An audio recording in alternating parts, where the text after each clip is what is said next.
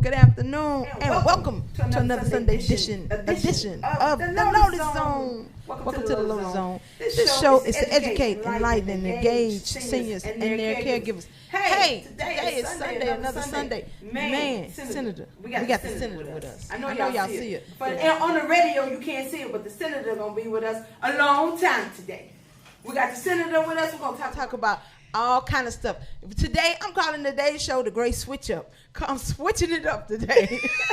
I ain't even tell them yet, Senator. I'm switching it up. We're gonna talk about all kind of stuff today. But look, welcome to the Lotus Zone. Chime in, click in, tell everybody to get on. While the Senator's here, we're gonna give away another smart flat screen TV. We got tablets, we got t-shirts. So get on, call your friends, phone a friend, call somebody and tell them to get on. We're gonna talk about these constitutional amendments because we're voting. We got our ballots. And, you know, Senator, we took folks last week, Friday, to the poll. Awesome. And guess what they did when they got out in front of the poll? What? How you vote for these amendments? They start talking to each other. And then one of them say, just vote no for everything. I say, that's not what y'all supposed to do, huh? That's how it seems, like vote no for everything. We don't need no more rules. This is how it seems now. This is them talking. I just backed away and went to my car. No, don't vote no for everything. Just vote no for everything. Don't vote yes. You don't know that mean. I say, well, let me ask you something. It was Miss, I can't remember who it was. Miss Mary, I think her name was. I said, Miss Mary, why you say vote no for everything? Because if you vote yes, you're going to be paying more bills. They was too funny. But Senator, we busting them to the polls. We got groups. We taking them. And look, we ready for the wait. We had chairs. We had lunches, we had snacks. They were ready. They were excited too. We had a good time. So Senator, yes. Tell all the people hello. They clicking like already. They already talking. They clicking like. Senator, we're gonna talk about these amendments, how these amendments is all messed up all over the city. The amendments on people's ballots is messed up. State representative, she sent out her ballot. She got number 5 wrong. She put up a post that said it was a typo. It was a mistake. Don't vote no, but vote yes. So everybody confused. So we're going to go over these constitutional amendments one more again. All right. And I am so glad to be able to do that. But I want everybody that can see me, I want y'all to see that I'm representing. That's right. I have on my T-shirt that says, come back. Come back, senior hunger. That's right. We did that back in the day. Back in the day. But well, look, this is what I'm really kind of focusing on. The one word, come back. Tell us about for our seniors. That's right. Fighting for our seniors. Fighting for our seniors. Making sure that y'all have the right and you are going out to vote. And I just want to commend you on the great work you and your staff are doing in ensuring that our seniors have their rights protected. Right. Now, Senator, let me tell you why I called it the switch up. Because today we were supposed to have some other candidates on today. It's particularly those that's running for mayor and want our vote, right? Like Councilman Matt Watson. He called, he confirmed it, then he flaked on us. He ain't showing up. Trey Vargas, he's also running for representative. I don't know, they scared of us, but they not showing up. They don't really want to talk to the seniors. They just want the seniors just to get them the nod. But if you want the senior vote, you got to come in here and tell them why. Oh yeah. Why you deserve it. But you know, his voting record as it relates to the Council on Aging is indicative of what he would do anyway as mayor. Now let's move on. Okay. And I think enough said right there. Yeah. Sometimes it's not what you say, it's what you do, right? That's right. Action it speaks louder than words. Right. And we read and we see how you voting, so we know. So look, so we have these amendments, right? So there are actually 7 amendments. It's not 10? And one proposal. 7 amendments and one proposal. For EBR. Okay. Now, depending on where you live, you may have a few more because I think Ascension has a few more propositions. Well, good for them because we're not worried about them. It's Yeah. EBR. EBR. So EBR has 7 amendments and 1 proposition. And so amendment number 1 actually is the amendment is declaring to protect human life, a right to abortion. And so what it says is that no state funding would be utilized for abortion. And is that how it reads when you go in the? Does it read like that? Because no, that's another thing. This is how I think it reads. Do you support an amendment declaring that to protect human life, a right to abortion, and the funding of abortion shall not be funded in the Louisiana Constitution? Okay, that's how it reads. That's how it reads. That's how it reads. And so that's number 1. So a vote for this would say that the state will not pay for abortions, and a vote no would continue to keep it as is today. And when were they ever paying for it? What, through like Planned Parenthood or something? Yes, they would get a portion of state funding. Okay. Mm-hmm. Why are they always trying to take Planned Parenthood money? I'm not going to even answer that question. I know that was a trick question. Yes. All right. So what we are saying is state funding would not be utilized for abortions. And just vote your own conscience about Yes. abortions. Yes. And vote your own, whatever you feel. That's right. Right. Because seniors, we're not having those. So, No. Yeah. just whatever y'all want to do with that. Okay. Okay. Amendment number 2. And this is how it reads. Do you support an amendment to permit the presence or production of oil or gas to be included in the methodology used to determine the fair market value of an oil or gas well for the purpose of property assessment? And so this, See, all this is confusing. You get on the back. What? What is this saying, Sandra? So right now, those individuals who have oil or gas wells, part of how the methodology is done includes whether or not there is oil in there, and some of those are empty. Okay. And so this is actually allowing the assessments to take into consideration, right? Or actually, it will take into consideration whether or not it's empty or if it has some oil or gas in it. So that's proposition number 2. And for those people who have an empty well, they may be paying based on an oil assessment. So they're paying more and they don't have any oil or gas in it. In essence. Is it any oil and gas wells in the inner city of East Baton Rouge Parish, in the parish? No? Maybe in Zachary or some of the some of the outlying areas, maybe, but definitely not in the inner city. All right. Okay, so number 3 deals with the budget stabilization, which is our state savings account. Okay. Right now there's a criteria set in terms of how you can use it. So if you don't have a budget deficit, which at this point we do not, but we've had several disasters, we currently cannot use our savings account because the way it's written into the Constitution, you can't utilize it. So this will allow us to use our savings account during a disaster. This is something that I think makes a lot of sense. This make a lot of sense. Yes. Okay. Okay, so amendment number 4. Senator said this make a lot of sense to her. It does. All right. Yes, to be able to use it when you need it, right? Right. Yeah. Okay. So, because we need it right now, there are people who are needing assistance, like say for instance with unemployment compensation, but we can't tap our savings account because of the way it's structured in the Constitution. Okay, so number 4 is, do you support an amendment to limit the growth or the expenditure limit for the state general fund and the dedication funds and remove the calculation of its growth factor from the Constitution?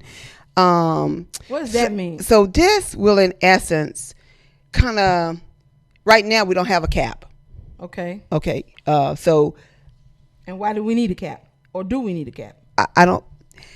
So right now we don't have a expenditure cap, and what this will do, in the event that the state gets more money, something miraculously happen, and we want to institute some programs, or say we want to do something special for the Office of Elderly Affairs. Well, because we have the expenditure cap, if we would set the cap, then this would not allow us to be able to initiate new programs that we may need.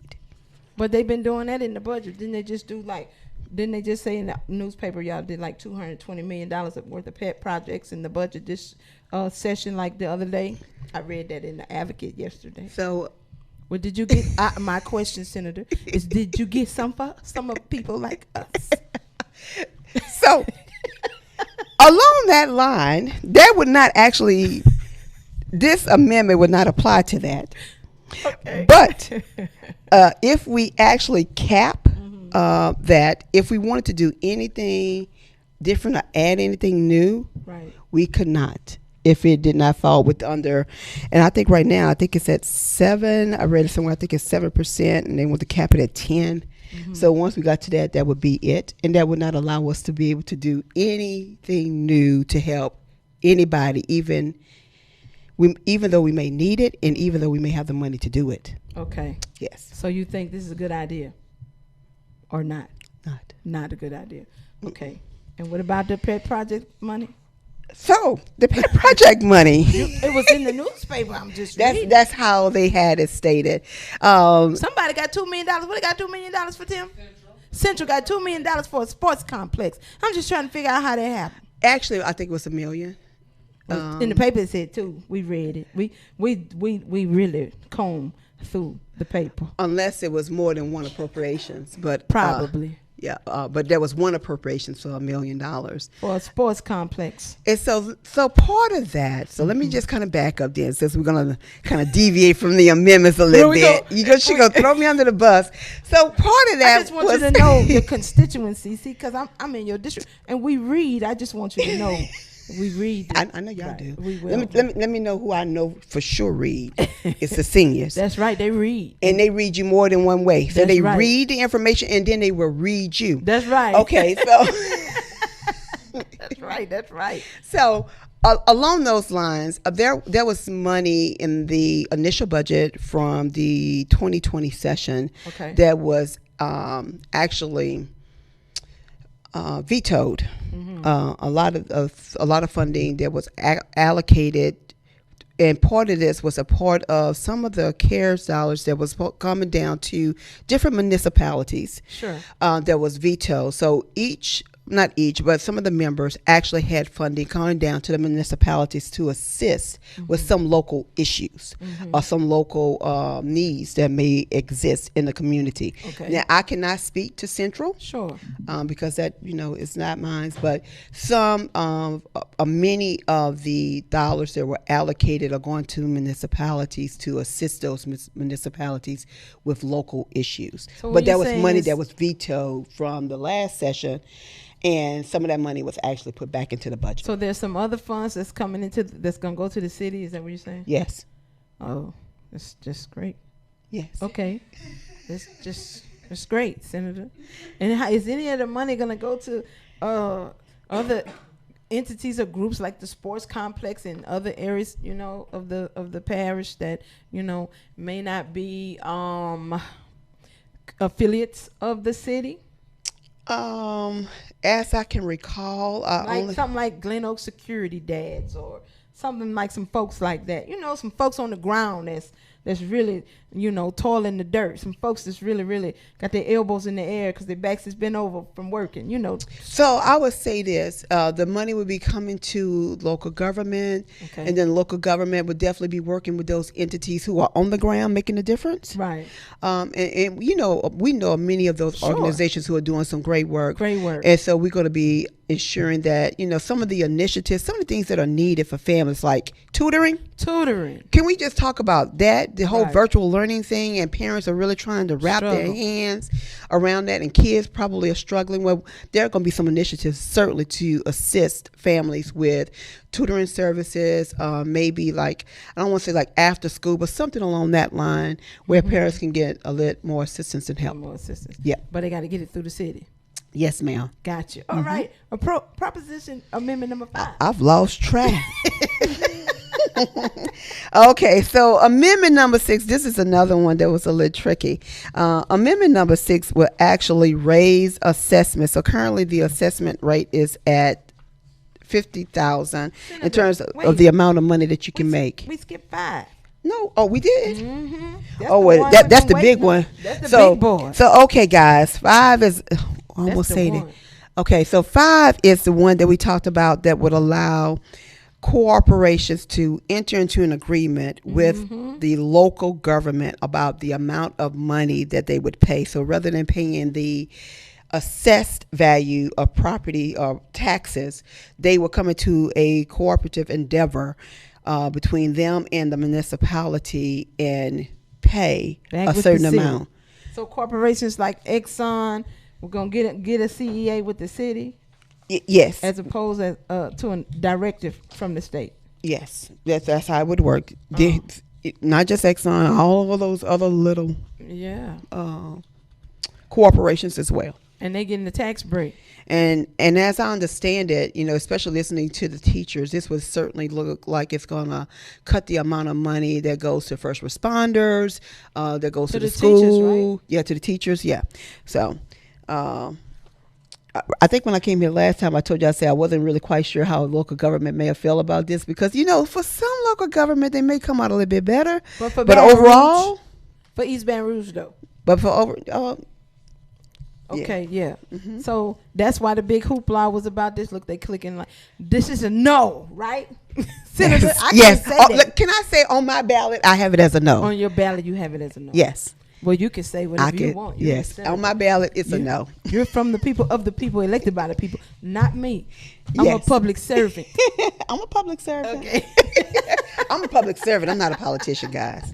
Right. I serve my people. That's it. You sure do, and you do a great job. Thank you. All right. Okay, so number 6. So number 6 is the homeowner. So this is the one that allows individuals to make up to $100,000 and receive assistance or receive a property assessment waiver to some degree. So right now, this applies to like people that are 65 and older, Right. veterans.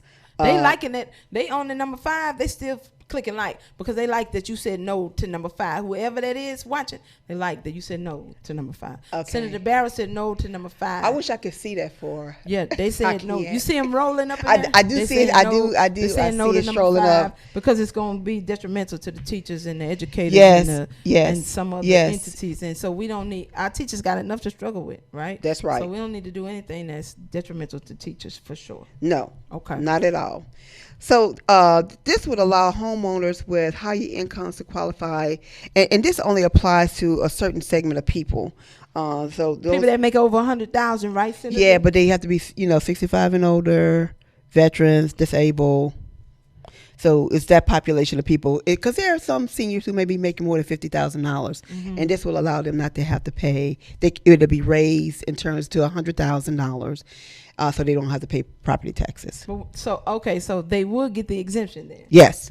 Oh, okay, so we got a different interpretation from the last time. Yeah. So- Well, you remember the last time I wasn't quite sure. So they're gonna get the exemption. Yes. That it's not gonna be taken from them. No, it won't be taken from them. They will be Okay. allowed to make more money. Well, we might like this one then. Yes. When I turn 65. Okay. Yes. All right. Or and Yes. if you're 65, is it 65? Yes. When you're 65, and if you make more than 100,000, because it might be 2 people making 50. Well, if you make more Right. than 100,000, I mean, I'm sorry, 50,000. That's right. If you make more than 50,000, up to 100,000. 50,000 up to 100,000. 100,000. Yeah. Okay. Yes. All right. And there are some people who may fall into that category. Okay. So we good with this one. The senator, what you on your ballot? How do you have this one? Which one? This one? This a yes. On this one, she has a yes on her ballot. Yes, it's a Okay. yes. All right. If you ask me about all of them, I'll tell you exactly how I have all mine. Well, we can go back over that, and you can say it at, Okay. at the end. All right. Okay. And so number 7 talks about the creating a new fund for the unclaimed property taxes to go into to ensure that we protect that unclaimed property.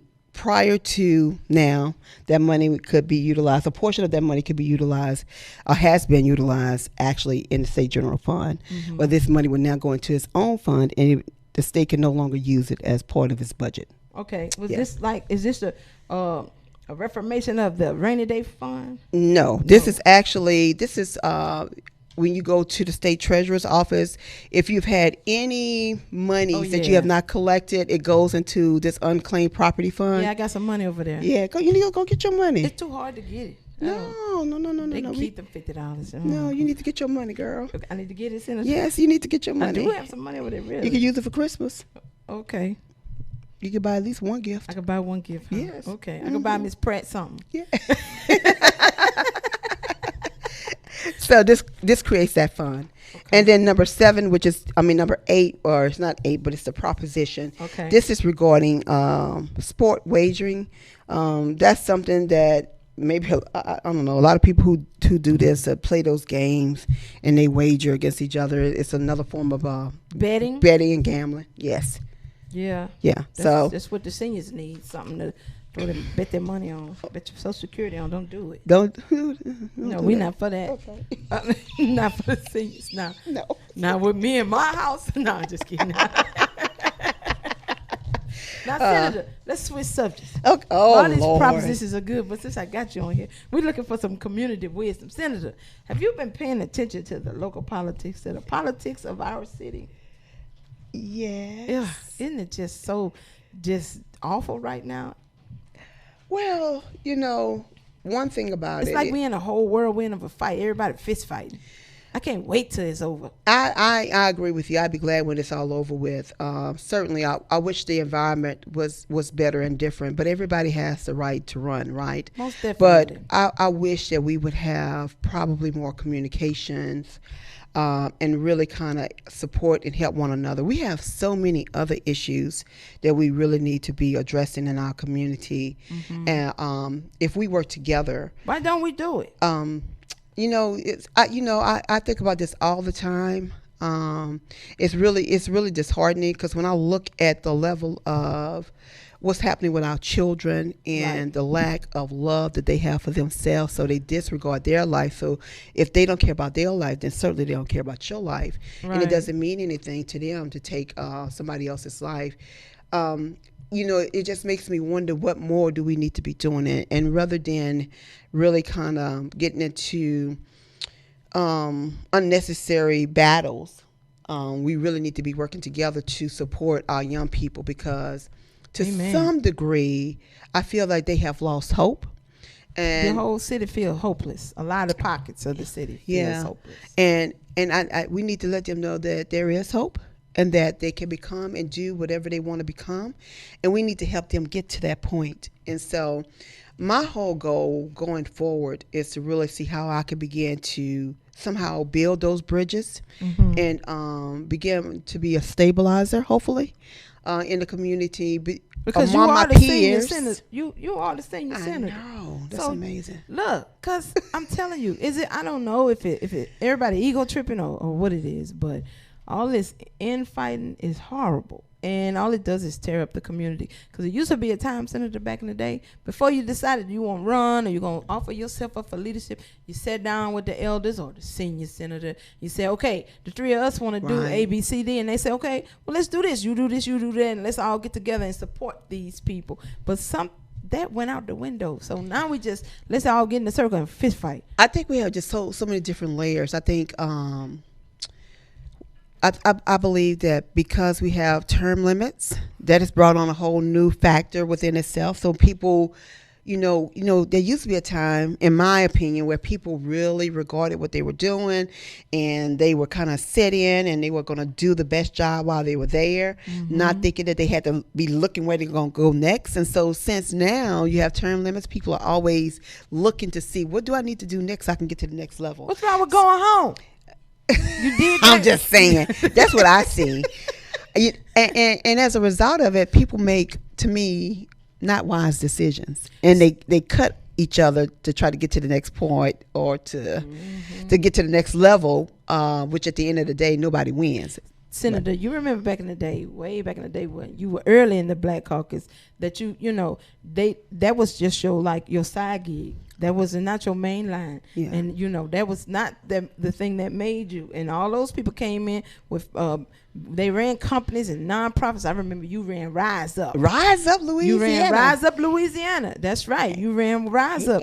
And that was not, that was your main focus. And being the senator or the representative just was secondary to you, And so some kind of way we got, it got changed around. Now being the senator or being the state rep is all what it's about, and not coming in with something else to do. So that's why you got to plan your next move. Well, when you speak about that, I was sharing with someone the other day how for me, how disheartening it's become in the environment, how volatile it's almost become. Right. Just down in the legislature, just in general, in the decorum there, because the new people coming in have no regard for the senior members. That's right. They don't, when you talk about the level of protocols, that don't even hardly exist anymore. A lot of young folks coming in, not all, but some, they just don't even want to wait their turn. They just want to just jump to the top. So, you have so many different factors, I think, that have come about. But a lot of that, I think, has come as a result of term limits that have put that kind of like in the atmosphere for people beginning to jog for what their next level is. They're not really concerned about where they're serving today. They're concerned about where their next level. And don't you think some of that is is also indicative of our community? Because some kind of way we forgot to pay deference. We fail to pay deference to our elders and to the senior members of our community and to the senior leaders of our community that may or may not be a senior. You're not a senior, but you should be paid homage and deference to, because you've been there, you've been in the struggle, and you got a lot to tell us to lead the next group of people that's coming behind you. But you're supposed to wait your turn. I'm not supposed to say I want your job. I'm jumping in front of you on top of your head because today I'm feeling myself. That's a problem, because I done blew myself up into some big social media superstar. And all of a sudden I could do better than you. And that's not for anybody. I'm just saying we some kind of way that we forgot to pay deference to our leaders. I agree with you. And one of the things that I always say, because I came up in the era with under your mom, under Melvin Irvin, under Joe Del Pitt, under Sharon Weston at the time. That's right. Diana Badgewater. Oh, absolutely. Oh my God, that's She'll the queen. She is the queen. That's right. Yvonne Dorsey. So all these people in Cleo, because Cleo was there before. That's right. Cleo is not new, y'all. No. Cleo keeps saying he's not new. Mm-mm. But, and we waited our turn. And not only did we wait our turn, but we learned while we were there. That's right. Waited. We were under their tutelage, and we learned, and we were groomed, and we were prepared. Mm-hmm. What I am seeing today is something totally different, which is what I'm saying, that we need to go back, because somehow I believe our young people may have lost some level of confidence, maybe, right. or something that makes them feel that they lost hope. So we're gonna go out there and do it ourselves. No. You still need to learn, and there are people who are committed to this work. There are people who are committed to our community to ensure that we all move up. Because when I move up, so do you I. move up. That's right. And everybody that's listening in the audience, and we have to pay homage to our seniors who have laid the groundwork for us to even sit where we are. That's right. We just use that as a metaphor. I stand on your shoulders. No. People just throw that out there, but they don't really mean it. Yeah. They don't really mean it, but they don't know that they're really there because of the struggles of people before you. That's right. That's right. We have to do much better. Senator. Okay. Let's let the seniors call in and ask some questions and say all right. something. I'm ready. Some folks calling in. Y'all call in 225-663-2271. Y'all call in, speak to the senator. She might give you a TV. She might give you a tablet. Just depends on what you say. She might give you something. Y'all call in. Facebook 225. We see you listening. 663-2271. If you want to chime in, we got a call. Let's have it. Good afternoon. Good afternoon. You on the Lotus Zone. You on with Tasha and the Senator. Who am I talking to? Helen Copeland. Hi, Miss Copeland. How are you? Fine. How you doing? I'm pretty good. You want to say something to Senior Senator Barrow? Yes, I do. I want her to make sure she go over the amendments 1 through 7 plus the other one to let us know exactly what she put out. On her ballot? Yes or no, please. Over the yes or no. You want the exact answer. Okay. Yes, ma'am. Yes, ma'am. All right. Yes, ma'am. Thank you, Miss Copeland, for calling. Thank you. All right. All right. Good afternoon, Lotus Zone. You on with Senator Barrow. Who am I speaking with? Okay. Yes. Cut your radio down. Who am I speaking with? Good afternoon. Good afternoon. This is Barbara Berry. Hey, Miss Berry. How are you? I'm great. How are you? I'm good, darling. I'm good. You want to say something to Senator Barrow? I'm great. I just want to say to the senator that I am very proud of what she does, the work she does, and very grateful that she's taken her valuable time to be on the Lotus Zone. Yes, I thank indeed. her and wish that God bless her every day. Every day, praise God. Thank you so Miss much, Berry Miss sits on Barbara. our senior advisory board too, so you getting it from one of the queens of the seniors. All right, Miss Barbara Berry, thank you so much. Thank you. All right, welcome to the Lotus Zone. Who am I speaking with? They calling in. Who am I speaking with? Hello. Hello, who am I speaking with? Mary Caesar. Hey, Miss Mary, how you doing, darling? I'm great. How y'all doing over there? We're doing good today. What you want to say to the I senator? just want to say that to tell Senator Barron that I'm very proud of her and she's doing a great job. She is. And that T-shirt, I need to have an extra large. You got it. We got you an extra large. You got a Lotus Zone T-shirt today. You asked for it. You got it. All right. Thank you so much, Miss Mary. All right. Lotus Zone. Lotus Zone. Who am I speaking with? Hello, Hello. Who am I speaking with? Turn your radio down. Who am I speaking with? Mary Thompson. Hey, Miss Thompson. How you doing? You want to say something to Senator Barrow? Yes, I would like to tell her that I think she is doing a good job, Mm-hmm. and not like some of them jumping from place to place instead of waiting their turn to get in these positions. She's doing Amen. a great job. Yes, ma'am. But, another thing, Go ahead. why are they waiting so late to come out and explain these amendment to us? A lot of the seniors have already voted.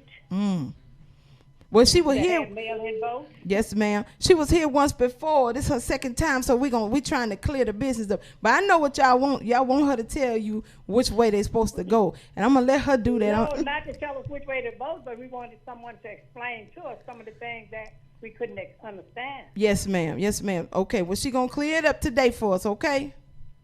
Okay. All right, Thank you, darling. Miss Thomas. Ooh, Miss Thomas done ate us up. Okay. Lotus Zone. Who am I speaking with? Hello, Lotus Zone. Who am I speaking with? Hello? Hello, who am I speaking with? Hello. Lotus Zone. Yes, I was calling in with a question. Okay, what's your question? Yes, ma'am. It's about on my printed ballot here. They talked about the sports wagering, but underneath that it says Fire Protection District Number 1, 9 Mills Renewal. I didn't hear them say anything about that. Fire protection. What center do you attend? Antioch? Zachary. Oh, that's different. That's a different one, right? Yeah, that's not. I think that's specifically for the Zachary area, and I think that's your 9 mil for your ad valorem tax. Probably so, and it's probably a renewal. It's probably a renewal tax. Yes, ma'am. But is it connected with the sports wagering? No, ma'am. No. Or is it separate? It's a separate proposition. So depending on what part of the city that you live in, you may have additional propositions on your ballot. And so evidently Zachary has an additional one. I need to go look at that. Oh, okay. Thank you very much. You're welcome. Yes, ma'am. Thank you. Okay. Next question. Welcome to the Lotus Zone. All right. Cut your radio down. Cut your radio down. Okay. Who am I speaking with? Cut your phone and your radio down. Okay. Okay. Very much. You're welcome. Who am I speaking with? Okay. Next Yes. Yes. Who am I speaking with? All right. Cut your radio You have to turn your radio down. Cut your radio down. She say, I'm trying, baby. Cut your radio down or your TV or your phone. All right. You have a question for the senator? Norma Lewis. Hey, Miss Norma. Norma Lewis. All right, Miss Lewis, what's your question? I want to congratulate Miss Barra and let her know that she is doing an outstanding job. Yes, ma'am. She represents the people well. Thank you so much, Miss Yes, Norman. indeed she does. And it's good, it's good to tell people, give people their flowers while they sit next to me. That is certainly true. Yes, ma'am. Thank you so much. All right. I appreciate you. Thank you so much. Okay, Miss All right. Barra. All right. Bye-bye. Tell you congratulations. Yes, ma'am. All right. Welcome to the Lotus Zone. Welcome to the Lotus Zone. Who am I speaking with? Cut your radio, TV, or phone down. Who am I speaking with? We lost that one. We got it? Who am I speaking with? Lotus Zone, who am I speaking with? She got me up. Hello? Yes, who am I speaking with? Betty Askins. Hi, Miss Askins. How are you today? I'm good. How are you? I'm good, darling. You want to say something to the senator? Yeah, I just want to tell her I just want to tell her I appreciate her service, and I want to ask Tasha a question. Okay, go on and ask me anything. You know, ask me. My question is, I live in Zachary, and I kept looking for some proposition on our ballot concerning the Council on Aging, and I didn't see it. Okay, it's not time for us. Don't worry, though. We coming up in about 4 or 5 years. So just get ready. It's not time for us. But when it's time, I'm going to tell you, everybody, it's time to go back and re-vote for our proposition. But it's coming up in about 4 or 5 years, okay? But I thought you mentioned that one day. Maybe I just misunderstood. Yes, ma'am. Yes, ma'am. No, we good right now. We good for another 3 to 4 years, and then we're gonna be rerunning ours, and don't worry. We're gonna have signs up and billboards, and we're gonna fly the senator out there. So we're gonna be good, okay? Okay. Well, thank you so much for your info. But look, thank you. Keep us in your prayers and keep looking out for us for Yes. sure. Yes, ma'am. Of course. All Thank right, you. darling. Thank you. Council on Aging Lotus Zone. We on with Senator Barrow. Who am I speaking with? All right, cut your radio down and your phone down. Who am I speaking with? Hello. Hello, who am I speaking with? Hi. Hi, who am I speaking with? This is Patricia Williams. Hey, Miss Pat, how you doing, Miss Williams? Hey. Hey, Who am I darling. speaking with? This is Tasha and Senator Barrow. This is us. Hello, Miss Pat. How you doing? Look, I'm just calling to say thank you to Senator Barra. Okay. And also, if it were not for Tasha, then there would be no need for a senator. So I just wanted to congratulate them both and Thank you, Miss Pat Williams. Thank you, Miss Pat Williams. When soon as this Rona is up, I'm coming over by you. We're gonna have us a good old vodka. Me and Miss Pat like a vodka. You know, it's okay. The Lord say we can have one every now and again. Right, Miss Williams? I can't hear you. Okay, you didn't want to hear that. Thank you so much. Thank you, Miss Williams. Thank you so much. All right, Lotus Zone. Who am I speaking with? Lotus Zone. Hello, who am I speaking with? Hello? Yes, who am I Beverly speaking with? Coates. Hi, Miss Coates. How are you? Hi, blessed and highly favored. How are you? Praise him. I'm good. The Lord is good and worthy to be praised. Yeah. I can go from vodka to the Lord. All right. You have a question for the senator? Well, no, I would like to thank the senator for taking me to the poll about a year ago. Okay. Well, all right. She sent someone to take me to the poll, and the young lady told me anytime I needed a ride to call her. That's all right. You need a ride this time? She'll take you again. We'll Let take us you know. again. We'll That's take right. you again. Thank you. Oh, that's such a blessing. Senator, you so Look, sweet. if you need a ride again, Miss Coates, just give us a call. That's right. And we got you, Miss Coates. Thank you. All right. welcome. All right. Okay. All right. All right, Senator. Now, how you want to give away something? You just gonna write these people's names down, or what you gonna do? Well, I have been writing down names as Okay. You they've wanna been pick calling one? in. You want to pick one? So someone won a T-shirt already. They won this T-shirt. Okay, so what do I have left to give away? You got 2 tablets and a TV. Okay. All right, pick something. Pick somebody. You want to pick somebody? Yes. Because I'm not gonna do it. I'm just going to What you say? see where my finger lands, and then that's who I'm gonna go with. Okay, who you gonna go with? So it's Norma. Who's that? Norma. Miss Norma Jones. Miss Norma Lewis. Miss Norma Lewis. Miss Norma Lewis. If you don't have a tablet already, you have one today. Miss Norma Lewis, if you're listening, Senator Barrow just gave you this Fire HD tablet Senator Barrow with the Council on Aging gave you right. a Fire HD tablet. This one has Alexa in it. Senator, the seniors been, they get the tablet and they call back and say, how you use this thing? But look, it can go to their smart TV. Get out of here. Right. They can program their thermostats, everything. They can Are you program their serious? telephones. Yes, That ma'am. is really Yeah, it's cool. designed specifically for senior citizens. Let me see. Yep, Let me it's take a a look at this. 10.1 I might screen. need one of these. Yeah, okay. Me too, Senator. Me too. And then look, they can say, Alexa, go find me a boyfriend, and it'll put them online. You kidding me? All right, let's give away another. Look at Elliot. Elliot was like, no.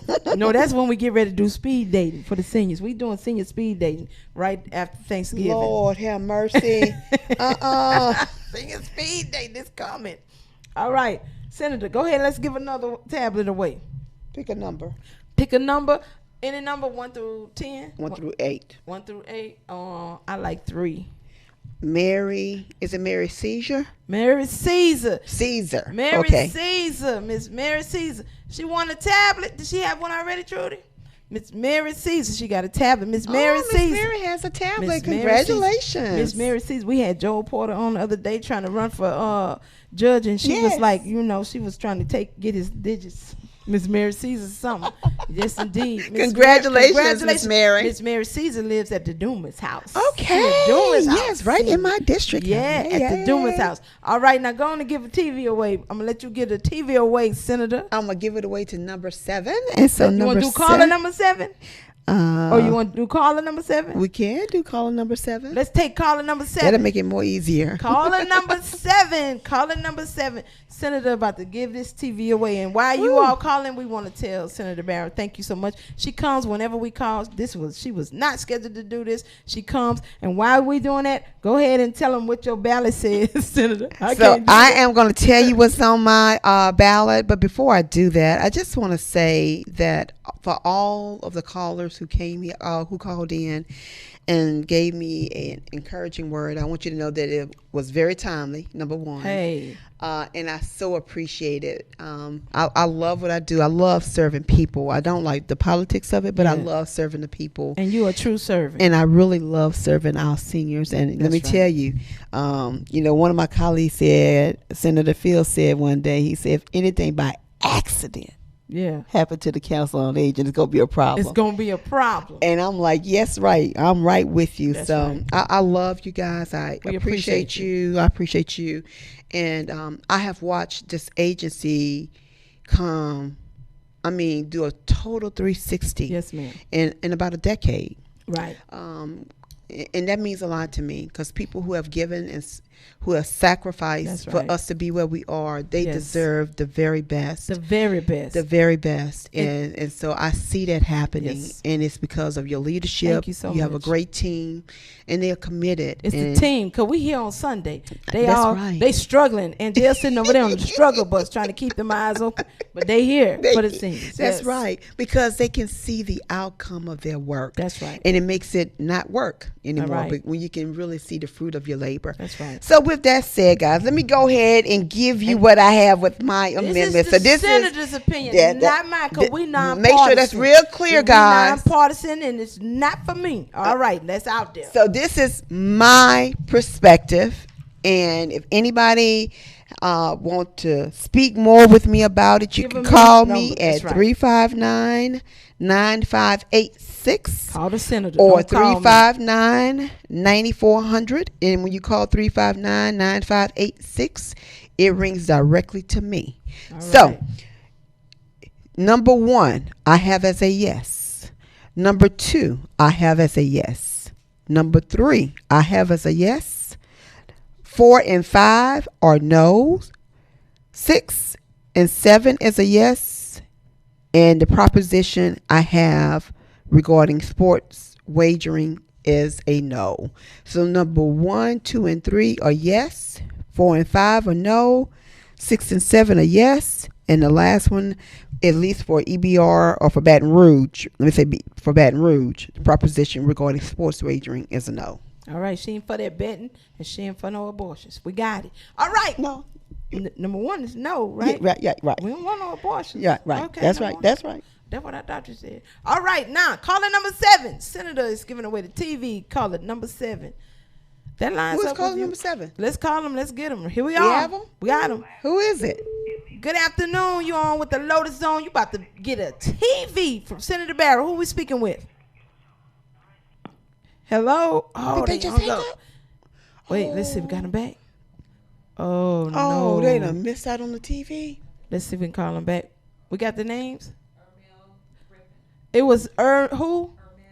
Ermel Griffin. Call back. Ermel Griffin. You just dropped the phone and you was about to win the TV. Dial us back, Miss Ermel. Mr. Ermel Griffin. 225-663-2271. Call back. We're going to go ahead and get him the TV. All Whoever right, in the house at congratulations. Ermel Griffin's house. 225-663-2271. We're going to go to our first break. Look, this show, Senator Barrow, is sponsored by Carousel, First Financial, People's Health, and we got a new sponsor coming on this week. Who is it, Angela? Is it United Healthcare? United Healthcare. We getting gooder and gooder and bigger and bigger. Well, y'all keep getting gooder and gooder. That's right. Because let me tell you one thing, you guys are doing great work. That's right. This is a good investment from all of those I tell you, agencies. just for this virtual candidate series, we've had thousands of views for our different pages. And at the end of this, Angela's going to put us together, the stats. But the seniors are truly, truly engaged. It may not be our traditional forum, but this has been just as good. And so they appreciate everybody that's come on. And in that vein, we're going to go to break. And we have Mr. Will Jordan, who is running for the 19th JDC Division D, which is close to my heart, which is my mother's old seat. That's right. That's right. And he's going to come on and say why he should be the next candidate to fill that seat. All and to fill right. those shoes. Well, guys, thank you for you, having me Senator. on here. And look, before I leave, can I just say one other thing? There Please is a ballot that is out. It says the official Baton Rouge Democratic ballot, legislative ballot. It Right. is not. It's a fake ballot.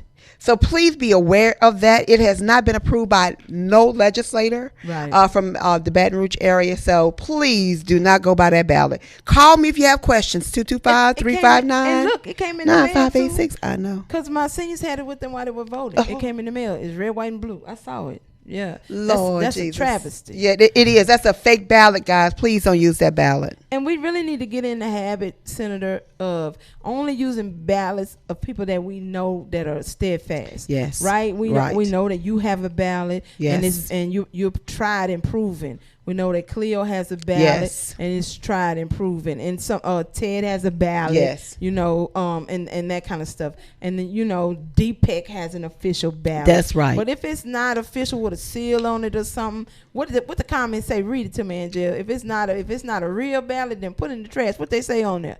So somebody made a comment. No. All right, talking about the ballot. All right. Okay, y'all. We're going to break. Thank you, Senator Barrow. Thank you so much for Appreciate having you. me. All righty. Bye-bye. Bye-bye. Go to break, y'all. First break. And we coming right back.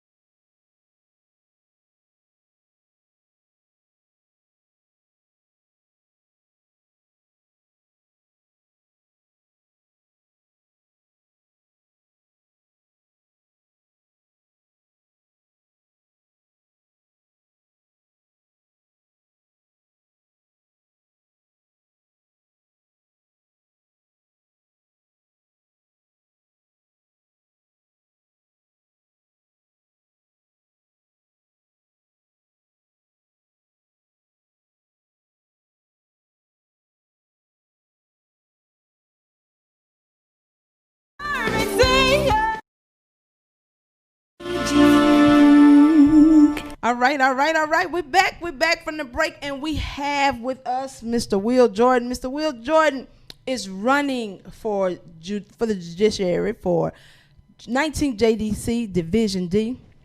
I get all the divisions mixed up except this one. I've been saying this one over 30 years, Division D. So I know that one. Even my children, when they were little, they would holler Division D. Janice Clark, Division D. Anyway, Mr. Jordan he's running for office for the seat that my mother used to hold, that she will be leaving on December the 31st. And so we're honored to have you. I'm glad that you decided to run for the seat. Who better to take up the mantle after her? So what we're going to do, this candidate series is put on by the Senior Advisory Board of the Council on Aging, and they want to know about all the candidates. So what we're going to do is give you 15 minutes. Maybe we'll give you a little longer today because we real low-key today. 15, 20 minutes. Take the first 2 minutes. Tell us about yourself. Tell us how you got here. What made you decide to run for judge? What made you decide to run for this seat? And what you are prepared to do if you are elected to represent the seniors for the judiciary. I tell you what, that's a whole lot, but well, take your time for 2 minutes. But take I'm gonna take my time because look, they liking it. Take your time. I figured I've been pretty good at kind of getting my points across when given the opportunity. So okay. I'll tell you first of all, yes, Will Jordan, and I'm running for this seat is partly because I do believe that I have a calling, right, Amen. to assist and to help people. And for the longest time with my career, it's always been about making sure that I take it a step further. And yes, I've been a trial lawyer. I've been a prosecutor for close to a decade now. All right. And in that capacity, I don't just work. So you're not new to this. You're true to this. Oh, been. Okay, then. As they say. It's one of those things in addition to just representing victims of those violent crimes. I've always been an advocate for criminal justice reform. Always, right? And I've always taken the job, and I've always said that a prosecutor can do so much more and can do so much in that position. And with that, I've started a number of different community activities, different community involved lessons and programs, Know Your Rights series, bringing them to the high school students, community police ambassador training program. I mean, you know, every time you turn around, we're looking at horrible situations. We had Sandra Bland, Trayvon Martin, George Floyd, say their names, right? Right. You've got all of these types of situations where we have people that are finding themselves in adverse encounters. And I've said one of the best things that I can do is I can try to give people information to help better defend themselves, not by throwing punches and fighting on the side of the road, but be armed with that knowledge. So when you get to the courthouse. When you get to the courthouse, exactly. So the way I always look at it is I take those next steps. I've done what I can do as a prosecutor. Now I believe that when I ascend to that bench, when I ascend to that position, I do believe that there's so much more that I can do. It's one thing to say Assistant District Attorney Will Jordan, he's calling on this community leader, he's calling on this community advisor to come in and assist and help with this program. It's another thing when Judge Jordan is saying, you know what, we've got this idea. Let's see if we can work with some of these young people in these schools. Let's see if we can work with trying to get a little bit more information about Know Your Rights to the community. Let's see if they can understand things a little bit better as it relates to implicit bias. Right? Judge Jordan got a good ring to it, huh? I think it does. I think it does. So these are some of the things that I would like to do. I'd like to continue on. I'd like to have that opportunity to represent the people. And you actually asked specifically for the seniors, right? Right. When I was out in the hall talking to Ms. Jackson, one of the things that we were talking about is just basically who I am. And where I come from. Well, let us know. And my stock, right? Right. And we got to talking. The old people, the seniors used to say who your people is. Oh, yeah. Who is your people? I say it real quick. So, Ms. Jackson, we were talking about Bunkie, Louisiana. Okay. We were talking about Bunkie and we was talking about Cottonport. And I was talking about a lady who was an inspiration to me early on when I was high school age. I'm going to put her name out there, Ms. Barbara Crozier. I hadn't talked to her in forever. But she taught me a lot about hard work and the value, right? The value of hard work. Right. But where I really got those first lessons were from my grandmother, my maternal grandmother, my aunts in Tallulah, Louisiana. Okay. For those that are familiar. Yes, indeed. Down the road from Lake Providence, right? Up the street from Lake Providence. And they all graduated from Southern University, all educators. My grandmother was the minister of music in the church. Right. So I got those values. My mom is a teacher and educator. My aunt Deetra, teacher, educator, principal. Okay. My aunt Lisa, teacher, educator. My aunt Sherry, teacher, educator. So I understand the Everybody value of a teacher. education. Well, you Everybody. should have some good grades then. I did pretty well. I did pretty well. And then I say this too, as far as locally, I would be remiss if I don't talk about my wife. I probably should have talked about her first. Yeah, you ain't getting no dinner today. Exactly. But the Bryant family, the Bryants, the Johnsons, the Joneses, the Yorks, these are people that are rooted here in Baton Rouge. Strong McKinley people. We've got strong connections and a base in Scotlandville as well. Okay. We've got a lot of kinfolk, and it's just so important to have that love of family, especially while we're out doing this. So I'm excited about that. I'm excited about being able to represent those seniors as well. If I don't do right, I can't go on Carolina Street. That's right. All right. So now let's ask some of the questions. We have some questions that were submitted by the seniors at the different senior centers, and some come from online. So the first question: what are your views on whether the court as a whole deals effectively with racial bias, gender bias, socioeconomic bias, sexual orientation discrimination, and age discrimination? Well, I think that's a real good question to ask. I think sometimes we're a little bit lacking on certain things, right? I just want to point out I am the endorsed candidate in my race for the Forum for Equality. Okay, good. So I don't just consider myself to be a friend. I consider myself to be an ally. And are you also on the DPEC's endorsement? I am on the official DPEC. Because on that fake ballot is somebody else. Yes, it is. But I am the officially endorsed by DPEC in my race as well. Okay. But with that, I think there has to be a little bit better understanding of the terms. I think there has to be a little bit better understanding. What I always like to say is, if you change your perspective on certain things, you can change your opinion on certain things, right? And it's just opening your mind, opening yourself up for different ideas and different understanding, and then you could actually see, well, how this in itself could be a little bit discriminatory or a different practice, right? Unintentionally discriminatory, but discriminatory nonetheless, right? So one of the things that I plan on doing is, of course, by being a leader, by leading by example, right? And if I open up my courtroom, and if I open up the staff, obviously, to make sure that we are I guess trans friendly, sexual orientation friendly, as for, and of course diversity, male, woman, and of course color. However you go down, maybe we could be a courtroom that other courtrooms and other court staffs, they can actually look at. You know, times change. We're in 2020 now, right? That's right. Now, what is your vision for the future of the judicial system? What changes would you advocate for, and why? I'm all about efficiency, but not about to the point of efficiency, but losing justice in the process. I know basically with the rules as they are now, your mother currently holds a civil docket. She does. I probably won't be fortunate enough to get a civil you won't docket. Get that one. I'm going to get what they call it, the money bench, huh? I'm not getting that one. It's going to be a criminal seat. So again, with my experiences as they are, I think I'm uniquely qualified to be able to understand things a little bit differently. I think, honestly, just again, my experiences and my contacts, right? One of the things that I always like to say is, well, I was playing basketball like maybe a year ago at McKinley High Gym in the Flannery Basketball League. I was playing at the Osborne Basketball League. I'm playing with all of these different guys, a lot of the same guys that I remember seeing some of these guys, and I might see them on a Sunday night, we're playing basketball, and then I see them on a Tuesday, we're in court, and then I'm just looking at them like, well, what are you doing? What's going on? What happened? Right? But I think it's that connection and that conversation that I can be able to have without overstepping bounds and without overstepping lines, where I think that I bring a unique understanding of the bench, where I can be able to make some decisions. We can see through a lot of things a lot more quickly and see where we can help. So that's kind of what I envision. I think it's great too that to have members on the judiciary that have some skin in the game in the community, you know, that didn't just get up and decide I want to run today. Nobody knows you, don't know you. You haven't done anything. People can't, it's good to have a judge sometimes that you could just call on. I remember growing up in my mother's house, for some reason, it seemed like she was on duty every day. Even though it's not her duty week, every day and every night the phone was ringing. Somebody needed, access to her.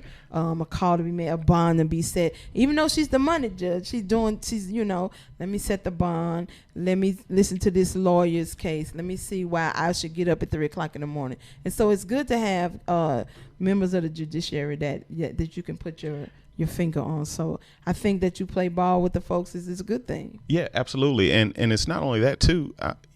And this is the beauty of it. It's not even just about the campaign season, It's really, when you just think about it, like it's these campaign seasons though that really make you realize. You've heard the phrase 6 degrees of Kevin Bacon or 6 degrees of separation, where if you go six down the line, somebody is going to be related to somebody. Right. Well, it seems like right now I'm finding out it's more like 3 degrees. Yeah. I mean, really, if I'm out here one day and I'm talking to a cousin, or I'm seeing a cousin that I just saw maybe 2 or 3 months ago, obviously with the pandemic, right. And then I'm realizing, well, this person is trying to connect me with this community leader here, and I'm realizing that this might be an ex-boyfriend, or this might be a somebody went to high school with somebody, and when you're actually seeing the connections and really realizing it's a lot of family, it's a lot of family, and just understanding people is so very important. And like you said, when you say skin in the game, right? I've always looked at myself as, what can I do to help? Regardless of the situation, as far as the position or whatever. When I think about that very first Real Talk About the Law program that we had at McKinley High School, when Judge Trudy White was there and a couple of others, we had Ted James and a few others. And then I think about the second one, we had now Judge Tarville Smith. Right. When he was there in Scotlandville. And when I'm looking back on it and I look at some of the pictures and I'm looking at where we've been and how far we've come in the relationship building, it just grows and it grows and it grows. Right. So what do you perceive as the greatest obstacle to justice, if any? What I said this the other day, it's vision, lack of sight. Right. And what I mean by that is oftentimes stale vision. Oh my God. Right. when sometimes you can look at something for so long the same way, and you're just saying to yourself, okay, I know what this is. I know what it means. Oh, that's blue when I see it. Oh, that's red when I see it. Right. And I guess in a vacuum, maybe. But at the end of the day, especially when you're a judge, what else goes into the calculus of making a determination, right? Sure. And sometimes you need to change your perspective, right? Change your perspective. I say that all the time. If you just change your perspective for a second, you might see something different, and you might be able to actually make a different determination about something. And so, since you're going to probably get a criminal bench, what factors are considered in granting and setting bail amounts for defendants? What do you believe is the primary consideration for that? Okay, well, there are about 10 factors, right? And this is what the kind of you go over, and the main ones you're talking about: the violent nature of the offense. You talk about the propensity to reoffend. Right. You talk about the ability to make bail. You talk about local connections, et cetera, and you go on and on down that line. You go around the nature, the evidence, right? So you look at those types of things. But at the end of the day, what's most important, and this is what they do on the federal level, are you a danger to yourself or others? Are you going to reoffend? Right? Because right now our system of bail, and everybody knows this, it ends up being a poor tax. Sure. It ends up if being you don't have any money, you can't get bail. Exactly. Or what ends up happening is, and unfortunately, you got to put up the family house. We got to put up grandma house. Right. We got to put up auntie house. And that way we're trying to get a property bond, right? And normally it's the family house that's free and clear of any of those encumberments, right? Because we rarely get RRRs, right? Sign out on your own, right? They're rarely doing that, right? And when you actually look at it, it's, if you study it and you look at, well, what's the disproportionate effect and what do you end up having? Well, now, and I'm going to put my foot in my mouth, I guess, but I have to say it. It's almost like a lot of these predatory lending scams. Like a payday loan. All day long. And it's very easy for somebody to say, well, you got to do without. Okay, do without over here. But now we talking about getting my grandbaby home. Right. And that's that's a different science that we're talking about. So the way that it is, the way that it's set up, I do believe that it needs to be taken a look at.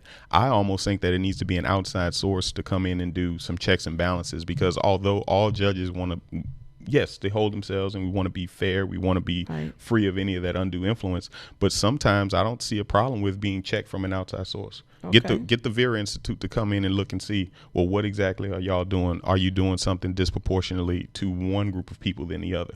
I think that there's nothing wrong with that. Because, statistics tell us that the state of Louisiana incarcerates more people than any other country. Sure. Right? And so what do you think about the growing prison population? What response should society have to prison overcrowding? Particularly, what response should we have, and somebody that's running from the judiciary, what response will you have if elected to change that? Well, I mean, it's simple, right? Well, I say simple, but it's one of those things that when you're looking at it, no matter how you want to do the mathematics in your head, you're dealing with two things. You're dealing with people and you're dealing with money, right? And depending on who you're talking to, that's what they're going to put more than the other. Right. But when we're looking at it, I was just, again, I'm talking to Ms. Jackson in the hall. It was an opportunity that I had when I was the president of the National Black Prosecutors Association. One of the things that we did was we actually took trips to D.C. to lobby for different legislation. I mean, we were really, really pushing for criminal justice reform. And one of the things on that trip that I recall, we were talking about getting more money for reentry court programs. Right. And when we went to go and meet with then Speaker of the House, Paul Ryan, I remember Paul Ryan didn't even want to see us. Because all he wanted to know is, well, what were the numbers as far as dollars and cents were concerned? Right. And while you can look at it and you can say, well, look, over incarceration and over in this prison population being what it's being, that actually hurts the numbers because now we have this many less employed citizens, right? We don't have this many taxpayers. Like, even if you want to talk in those numbers and in that language, right? Right. You have to be able to see that. I think it's a judge's responsibility to look at alternatives to incarceration. I think it's important to understand what are some of the contributing factors that actually lead to criminality. There's absolutely no science that'll tell you black and brown people are more prone to committing crimes and being bad folks than any other race. But I tell you what, unfortunately, it is when we look at this, we look at socioeconomic factors. Right. And that can lead to criminal activity. And if we're not addressing some of those problems at the root cause, at the base of it, then all we're doing is going in a circle and dancing with ourselves. Well, good luck with that one. Exactly. What has been your greatest accomplishment in your legal career? Legal career. I still argue, and I still go back to this one. It was successfully arguing at the Louisiana Supreme Court. And you won. And I won. I won. Right. I won. Okay. It was a family. It was actually two families. Were traveling in a van, and they were killed by a drunk driver. Oh my God. Back in 2011.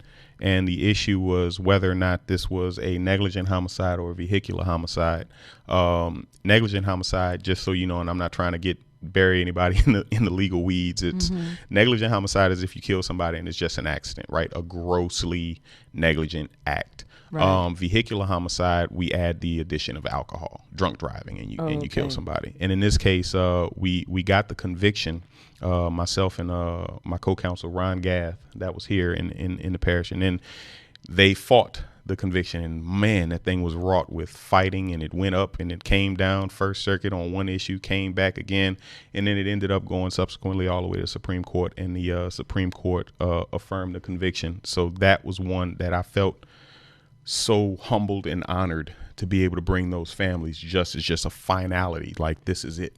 Right. And it was something to be able to do that. All right. That's a big deal. All right.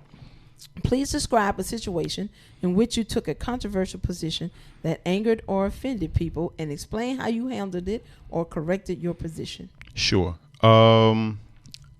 There was one incident. The seniors loving that. Look, seniors, before he answers, if you want to call in, you can call in to 225-663-2271, 225-663-2271. You can call in with your questions. Okay, go ahead. Awesome. No, this is great. I love especially this live interaction like this. This is great. It was one incident where it was a marijuana case, and it was Zachary PD.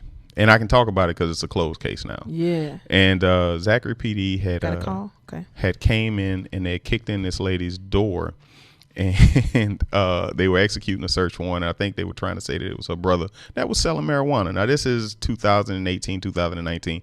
We all know that across the country, some positions are changing on marijuana and the legality, et cetera, right? Legalize it if you ask me. But I'm not running for judge. You know, well, look, and that's the thing. It's like you got to know, well, what does the law say? What does the law say, right? We have to know that. But in this case, So my daughter and her friends could go to 420 day legally. I'm just saying. See, looking at, I was just kidding. Like, don't tell anybody, right? But no, in this case or whatever, she was just so upset with what Zachary PD did. And I'm like, well, miss, they have the warrant, they had this, they had that. Right. And then, but basically at the end of the day, I was able to see through all of that. And even though it was what it was, the controversial position that I took was, well, yes, but also no, it's a possession of marijuana. Right. And I allowed her, I think it was her brother, I said, look, it's going to be a misdemeanor plea. I'm going to allow your brother to actually plead to the misdemeanor, right? Right. And she looked at me, and with all kinds of befuddlement and bewilderment and still being upset because she just didn't think that this was going to happen, right? And she was still kind of upset. She still wanted to be angry. Right. But then after a while, I sat out there and I talked to her and I said, I'm giving you exactly what you want, right? So again, the controversial position is actually coming down and not being a partner necessarily with whatever the police wanted in this case, right? And did they fix her door? Lotus Zone, who am I on with? Lotus Zone, who we on with? You on with Will Jordan? Who we on with? Got a question? Hello, you have a question? Yes, I have a question. All right. Ask Mr. Jordan to explain expungement. What crimes can you get an expungement for? I don't know if it's marijuana, but we're going to find out. Just give us one moment. All right. This is a good one. No, so, and we get a bunch of questions about expungement all the time, and they normally go through our appellate section and have to deal with them. But I do know a little bit about it. Okay. So you cannot, as the law currently stands, cannot have a crime of violence expunged. Anything under the 14.2, and that's an exhaustive list of crimes. That's a lot of stuff. It's a lot of stuff. When we're talking about aggravated battery, we're talking about second-degree battery. We're talking about just go down the list. You can't get that expunged. But if you're selling dope, drugs. The answer is still no. What? The answer, unfortunately, is still no. Well, that's not what? That's a trick? It's a trick. If you've been violent. selling, and that's the other one. And I say that, or that's what I should have said, or those crimes that are in violation of selling the controlled dangerous substance. What isn't that what Jesse Jackson said? Ain't no dope, ain't no rope. Keep hope alive, not the dope alive. All right, okay. We got another call. Lotus Zone, come on. Who am I speaking with? Who am I speaking with? Turn your radio down. Who we speaking with? Hey. She say hey. Hey, who we speaking with? Hello? Hello? Turn your radio down. We can't hear. Let's go to the All right. She say it's the phone she on. Go ahead. Let's go. Let's get the next caller. Lotus Zone. Who we speaking with? Hello? That's her again. All right, Miss Moore, let us have it. I can't hear it in here. Trudy. I saw him this morning in church, but she saw him at church. When people stay in prison for 5 to 7 years and get out, they have to be on probation or parole. After they've been to jail, they served their time, they've been there 5 to 7 years, then they got to come out and still be on probation or parole, huh? Good question. Okay, we're going to let him answer. Sure. Well, there can be two different situations where that can happen. It could be one where the judge actually sentenced somebody to what they call a split sentence, and they give them so much jail time, and then on the back end they'll say they're going to suspend X amount of years and then give you so much probation on top of that. And they can kind of stack it, and then they can say, all right, well, if you can't successfully complete that probation, then you're going to go back and then have to actually serve out the rest of the sentence that they gave you. They'll do that in some instances where the code won't allow them to necessarily just, because the law is the law and even the judge can only do so much, right? Where if the code won't allow them to suspend something, there's some mandatory time that they have to have. But then the judge will put that on the back end almost as if to say, well, I'm covered just in case. They've done that in some instances. The other, I think you also said about parole. Parole is not necessarily, it's not covered from the judges. As far as on the sentence, that has everything to do with DOC and whether or not they get their time out. And once they actually get their time that they've actually calculated accordingly, they can come out, either be ahead of time on whatever the years is, as you said, 5 to 7, but before the actual completion of that, they can be on parole for any extended period of time while they're actually out.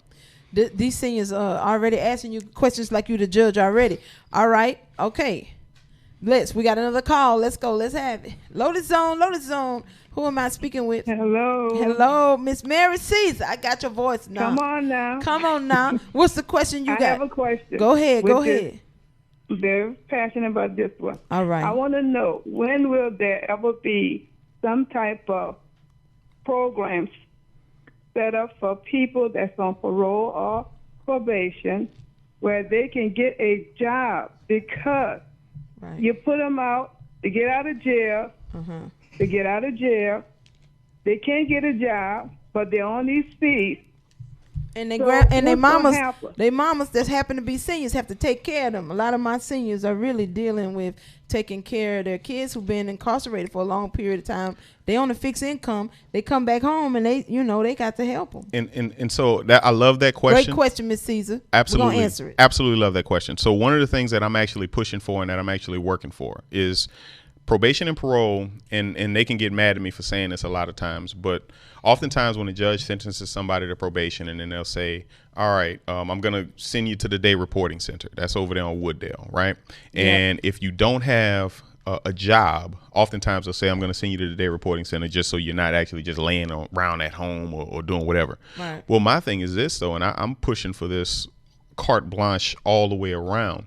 I want to make sure that if we're going to be sending somebody to probation and parole, and if we're going to be doing pre-sentence investigations, and if we want to have somebody get education, we want them to go get a job, we're not just sending them out there without the actual tools to be able to do these things, right?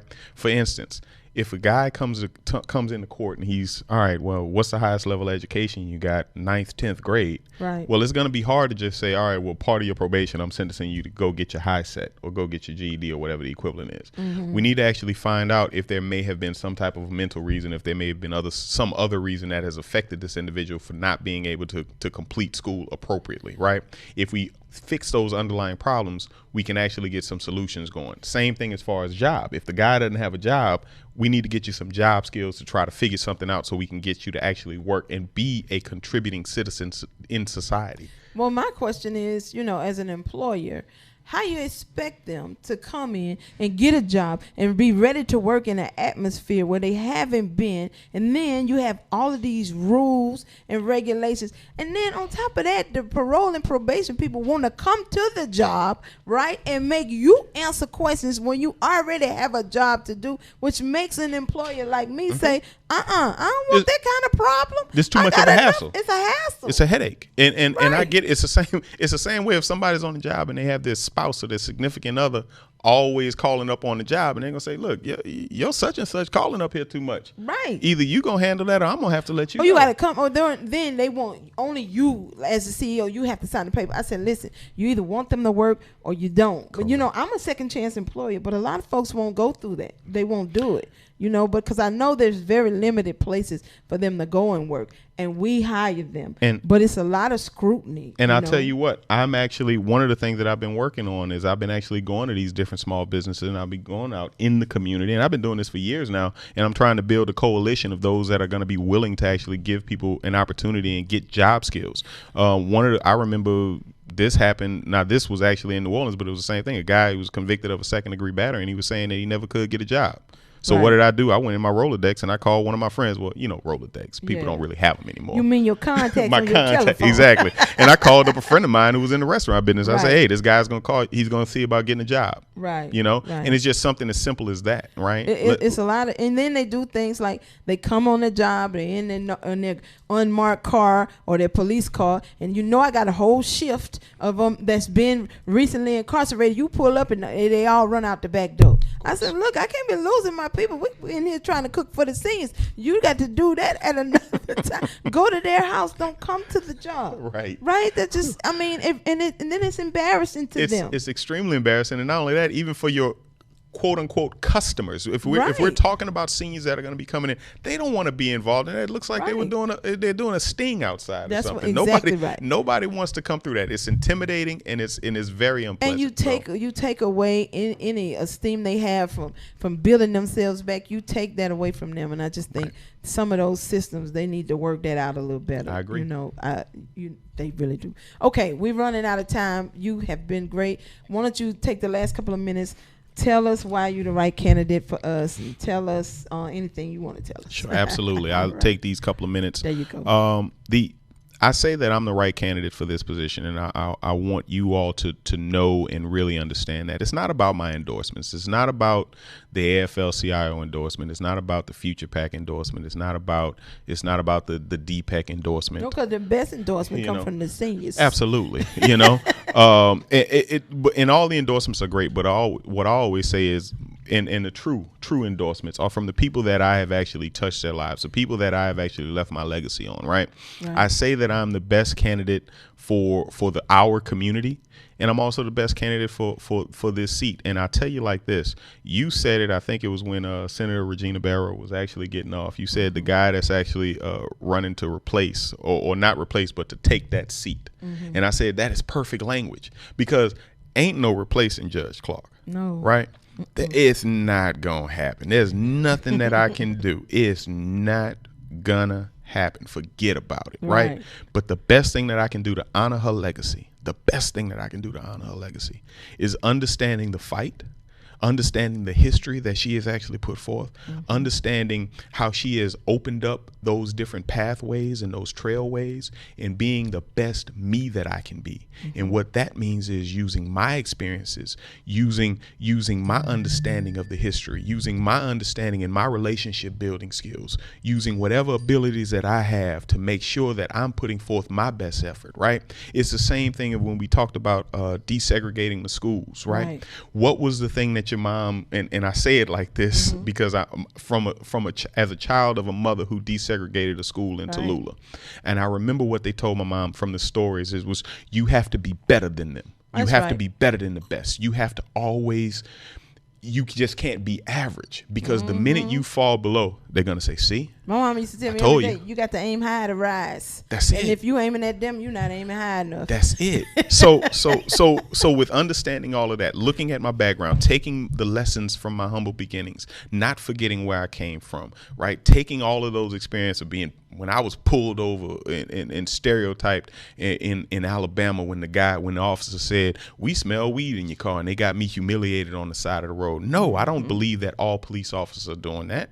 But I also understand that this is something that has happened in my life. This is something that is happening in so many other lives, right? And being able to take these different experiences, I know I'm the best candidate for the job, because, again, it comes down to being able to communicate those experiences. It comes down to having that empathy. It comes down to having the moral integrity and ethics and character to be able to build on all those things. Well, that's and I know I definitely we need some integrity, ethics, and character, especially if you're going to take her seat. And I know from the Clark family, and she doesn't do endorsements because she can't, and I can't in the position that I sit in. But my daddy and the rest of our family can, and they with you. All right. I appreciate that. So you got that. So listen, thank you, seniors. Y'all have a great, great day. Thank you for tuning in. We'll see you back here on Tuesday. We're going to post up who we have. We got so many people going on. But thank y'all for tuning in. We wrapping up. Don't forget, we still taking you early voting, and the schedule is up. Monday, the buses are being loaded. So call to the Lotus ride and get your ride. I went Friday. I'm not going Monday, but I might catch up with y'all on Tuesday. Y'all have a great, great day. The Lotus ride. We got Piazza on Tuesday. And he coming. He not going to flake out like the other one. But we got Piazza on Tuesday. Y'all have a great, great day. Enjoy the rest of your Sunday. See you later.